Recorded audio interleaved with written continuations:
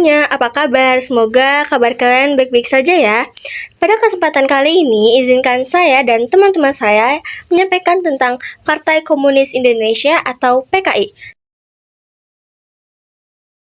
Perkenalkan, nama saya Safira Nur Hikmat. Perkenalkan, nama saya Saskia Syaukia Zahra. Perkenalkan, nama saya Ruth Sadria Liner Putri Baringping. Perkenalkan, nama saya Ridwan Surya Budi. PKI itu apa sih? Partai Komunis Indonesia atau PKI adalah sebuah partai politik di Hindia Belanda yang terlarang dan telah bubar. PKI adalah partai komunis non-penguasa terbesar di dunia setelah Uni Soviet dan Tiongkok, yang pada akhirnya dihancurkan pada tahun 1965 dan dinyatakan sebagai partai terlarang pada tahun berikutnya. Lokasinya berada di Jalan Raya Pondok Gede, Lubang Buaya, Cipayung, Jakarta Timur, DKI Jakarta. Tokoh-tokoh pendiri PKI yang pertama, Sam Maun sebagai ketua PKI yang pertama, kedua, Darsono sebagai wakil PKI, tiga, Hans Nevlid, yang keempat, Tan Malaka, yang kelima, Alimin, yang keenam, Musol, yang ketujuh, Den Aidit, yang kedelapan, Amir Syarifuddin, dan yang terakhir, Haji Misbah.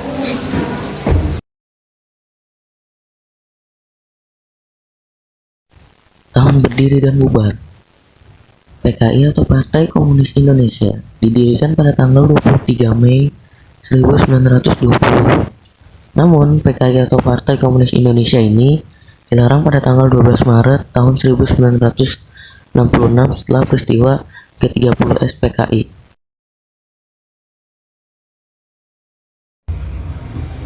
Sifat pergerakan, Partai Komunis Indonesia menjadi salah satu organisasi pergerakan nasional Indonesia karena mereka menerapkan strategi perjuangan radikal dalam menghadapi pemerintah kolonial.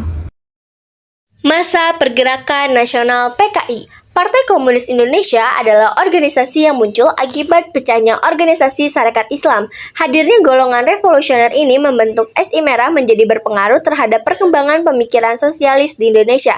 Organisasi ini diketuai oleh Sam Maun pada Desember 1920.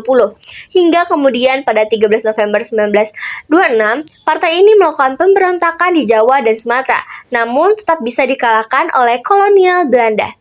Bersamaan dengan munculnya PKI, ini juga lahir Marxisme Belanda di bawah pimpinan Nevlid.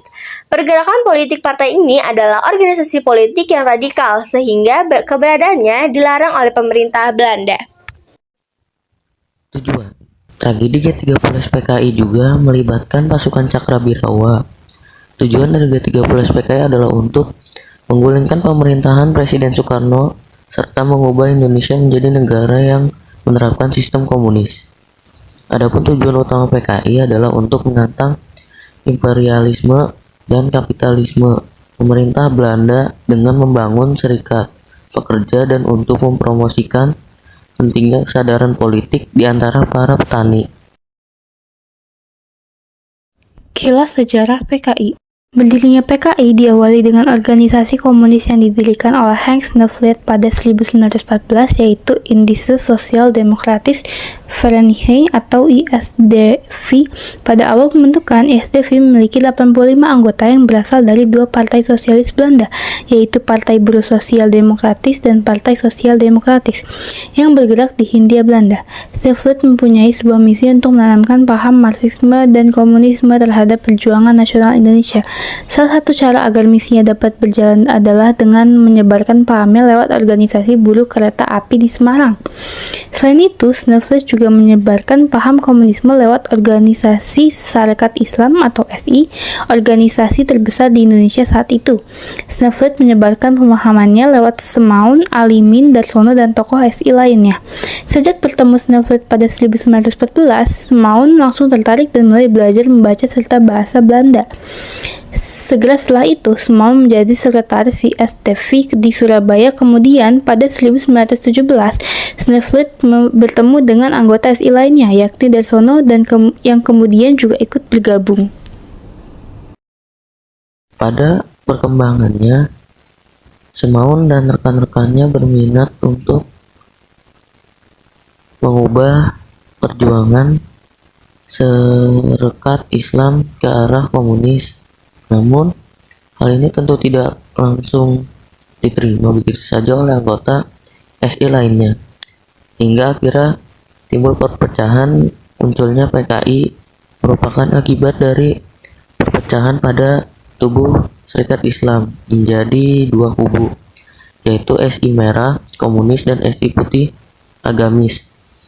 Semaun bersama anggota SI Merah dan tokoh komunis kemudian mengadakan Kongres IIS-DIV di Semarang pada Mei 1920.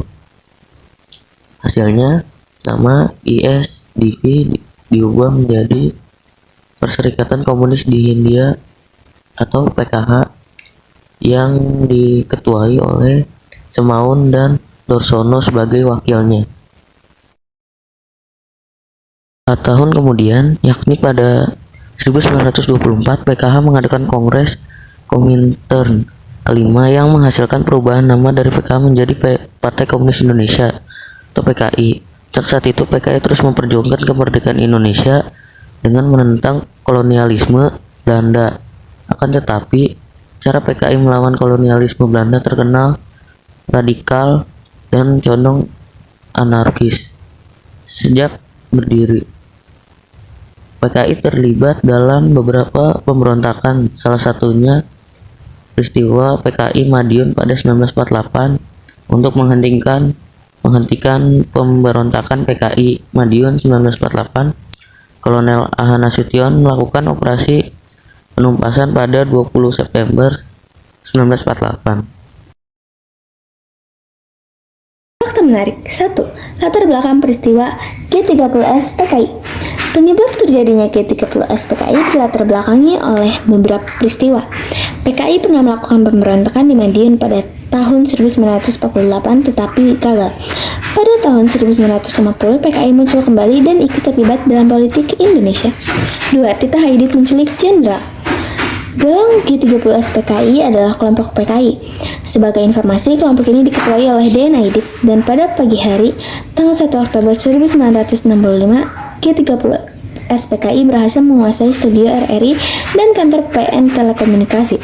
Letkol Untung menyiarkan pengumuman melalui RRI bahwa gerakan 30 September ditunjukkan kepada Dewan Jenderal yang berencana melakukan kudeta terhadap Presiden Soekarno. Sebanyak 6 jenderal dan seorang perwira TNI AD gugur dalam serangan PKI yang terjadi pada 1965. Mereka yang gugur lantas ditetapkan sebagai pahlawan revolusi oleh Presiden Soekarno. Yang ketiga yaitu Gerak Cepat TNI Berantas PKI. Operasi penumpasan G30S PKI dimulai sejak tanggal 1 Oktober 1965 pada sore hari. Gedung RRI, pusat dan kantor pusat telekomunikasi dapat direbut kembali tanpa pertumpahan darah oleh satuan RPKAD di bawah pimpinan Kolonel Sarwoedi Wibowo. Pasukan para Kujang atau 328 Siliwangi dan dibantu sejumlah pasukan kavaleri. Orang-orang yang terlibat dalam G30S PKI tersebut ditangkap dan ditahan dan ada beberapa yang dibuang di Nusa Kambangan.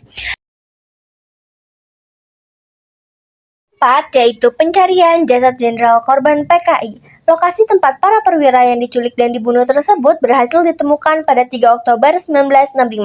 Mayat para perwira itu dimasukkan ke dalam sebuah sumur yang berdiameter 3/4 meter dengan kedalaman kira-kira 12 meter, yang kemudian dikenal dengan nama Sumur Lubang Buaya. 4 Oktober, penggalingan sumur Lubang Buaya tersebut dilanjutkan kembali karena ditunda pada tanggal 3 Oktober pukul 17.00 WIB hingga keesokan hari, yang diteruskan oleh pasukan para amfibi KKO AL dan disaksikan pimpinan sementara TNI AD Maijen Soeharto. Jenazah para perwira setelah dapat diangkat dari sumur tua tersebut terlihat mengalami kerusakan fisik sedemikian rupa.